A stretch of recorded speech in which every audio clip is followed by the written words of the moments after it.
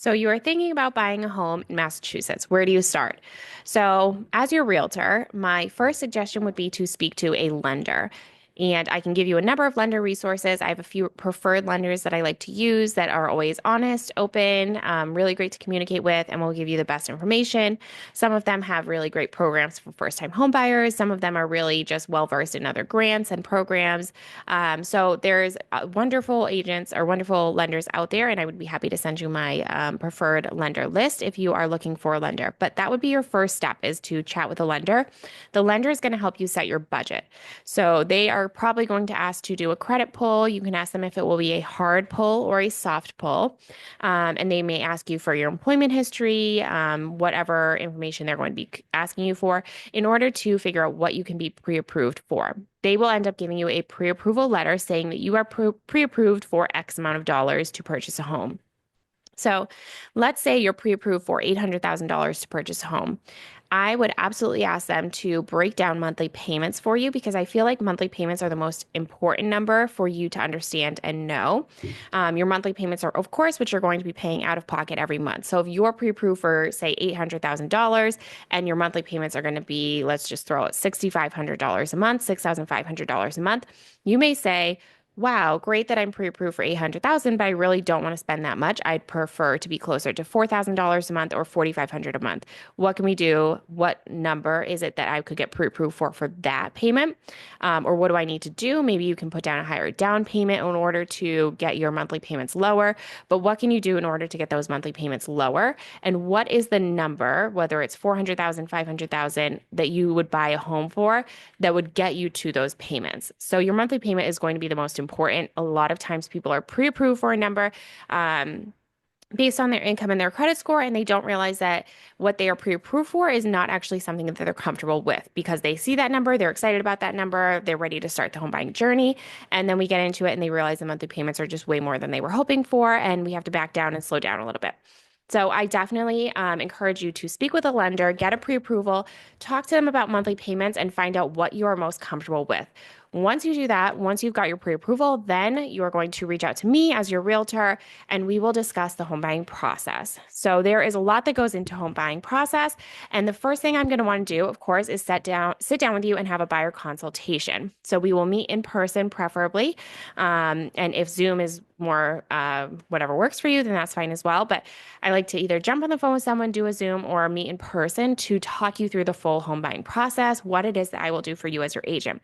But to kind of summarize it all here, so you've got your pre-approval, you're going to start the home buying process. I would set you up on an MLS search. So, and on the MLS, we can put in your budget, put in how many bedrooms you're looking for, how many bathrooms you're looking for, what towns, what areas, and basic information, and we will get you started on an MLS search. The other thing that I'm going to do as your agent is set you up in Mosaic. It is another platform that I use for home buying, and I found that a lot of my buyers actually prefer to use Mosaic. We can communicate through that app. You can send me properties, I can send you properties, and it can be a lot more customization as well. So if you're looking for natural light, if you are looking for a fenced-in yard, if you're looking for a finished basement, all of those things can really be customized in Mosaic, and you'll have a better idea of kind of narrowing properties down. So I would set you up in that as well so that we can send properties back and forth and get things going. Once you find some properties that you're interested in, we would start to tour properties. So I will schedule tours, I will schedule tours with you. We will go see properties. And I really don't mind seeing 15 properties in a day if that's what you want to do. Totally up to you guys and what works best for you. But we could go see one property, two properties, 15 properties. I have shown clients, sometimes my clients luck out. I've had clients that have seen one property and that's the property that they end up buying and they love it and they've been there for many, many years. I have other clients who I have toured over 100 homes with. They've gone to see open houses without me and we've just seen over 100 homes and we finally found the one. And sometimes it takes a year, sometimes it takes 3 or 4 years. I have one client currently that I've been working with for 4 years and we just found them a home. So I'm in this for the long haul with you, whether you find the house on the first tour or whether it's going to take us a little bit of time. I'm here to help you through the whole process. So Anyway, we'll get your pre-approval. We will have a buyer consultation. We'll sit down, talk about your wants, your needs. We will go through the buyer representation agreement at that time. I will discuss with you commission and how all of that plays out. And we will just go through the entire home buying process and the journey at that meeting. And then we'll start touring homes. Again, we'll tour as many homes or as few homes as you need. And when you find the right home, that is when we will start writing up the offer. So, for an offer, you're going to have an offer paperwork, and included in that is the contract to purchase. And that is a document that is going to have all of the important information: your offer amount, your down payment, how much you're offering for earnest money.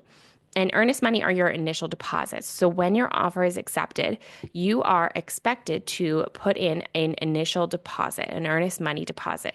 That's typically $1,000, but it can be however much you choose.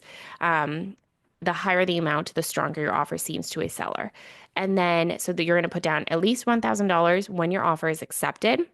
2 weeks from that date, we will be signing a purchase and sale agreement. That kind of locks in your whole offer. Between that time, we're going to have a home inspection.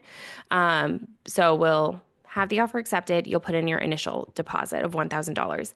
In the next 2 weeks, we're going to have a home inspection. We will do any negotiations that need to be done with that home inspection.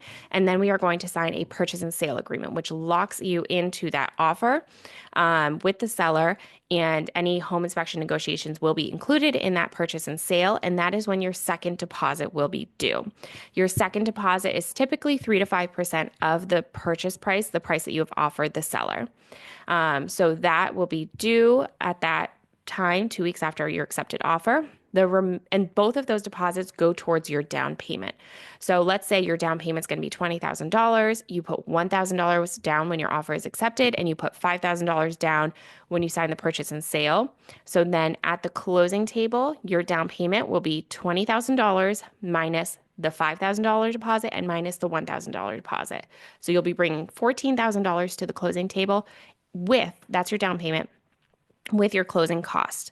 And your closing costs are your attorney fees, your lender fees, transfer tax, and different items like that, recording fees. All of those items are included in your closing costs. So closing costs, again, can be anywhere from 3 to 5% of your purchase price as well. So to the closing table, you're going to be bringing your down payment and your closing costs, your fees that go to your lenders and your attorneys. So that is kind of the home buying process in a gist, just a little bit of it. We'll tour homes, we'll do a home inspection. I'll talk you through the home inspection as well. There are different ways to handle a home inspection, different ways to negotiate a home inspection, and we will talk through those. If you have specific questions, absolutely reach out to me. I'm happy to talk you through anytime. Once we sign the purchase and sale, your lender is going to really start doing a deep dive on all of your finances. They are going to be asking you for W-2s and all sorts of financial information that you will need to get to them in a timely manner. Also, during that time, your lender is going to request that an appraisal be done. So the appraiser is going to go to the property and appraise the property and decide what the value of the property is. Hopefully that value is what you offered or a little bit below. Or a little bit above. If it does end up below, then we would need to go back to the negotiation table with the seller and see what we can do. Some options for that are to lower the price or to cover some of that difference. So if say you offered $500,000, but the appraisal came in at $495, there's a $5,000 difference. So as the buyer, can you cover some of that difference? Can you contribute $2,000 to it? Can you contribute $3,000? The whole $5,000? What can we do? Or will we have to lower the price, and will the seller agree to that? So we'll get the appraisal done. Once the appraisal goes back to the lender, they will get the property approved by the lender and the underwriting team. We will get a mortgage commitment letter from your lender, and then we will be cleared to close. So once we get the clear to close, we can schedule the closing date, which is typically about a week after you get your mortgage commitment. And then we will go to the closing table. We'll do a final walkthrough before closing to make sure that all of your appliances are still working, all of the electricity is working, everything is exactly as it was when you saw it initially. So if you have any questions, that's kind of the very gist of home buying. But I'm happy to meet with you, have a buyer consultation, answer any questions that you may have, and talk you through the process. So if you have any questions, all of my info is in the description, and I look forward to chatting with you and talking you through the process.